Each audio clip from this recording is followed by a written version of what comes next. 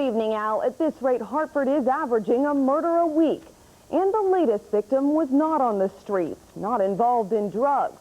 In fact, he was an elderly shop owner, well known in the community. So tonight, new questions about what Hartford can pay to protect people from paying the ultimate price. The flicker of candles and waving crime tape, the only real movement outside the tiny Enfield Street store. And the man neighborhood kids called Mr. James, the candy man, will never see grandkids of his own. They took away years that were still entitled to him. They had no right to do that. He had the right to die naturally, comfortably in his home. The murder of 79-year-old James Washington Saturday was the fourth in 4 weeks in Hartford.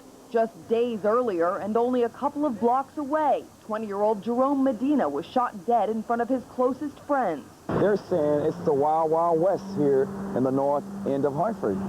Another killing? Last spring, the deadly violence prompted state police and even federal patrols on Hartford streets. But in November, the Hartford Police Department was once again on its own. This is the budget, this is the manpower levels that the city's at. I'll tell you right now, there will not be any widespread use of regularly assigned officers to foot patrol in the city. It's just not economically feasible. 40 officers short, HPD warns that staffing problems could get worse before they get better. But that hasn't stopped community and even state leaders from begging for more patrol, more security. And we have to possibly look back into the state police coming back in, some other federal and state monies that may be able to assist.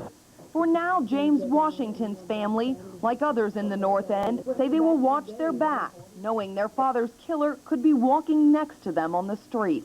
This community is not safe anymore. Not safe at all.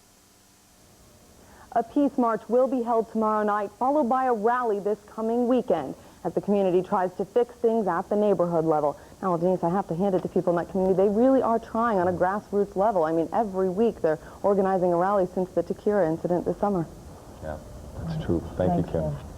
The state police patrols in Hartford stopped back in November. They ended exactly 4 months to the day they started in the wake of the July shooting of 70-year-old Takira Gaston, whom Kim just mentioned. As the troopers left, Hartford police reported crime had gone down by 11% in the city. They also said arrests at the time were up by at least 30%.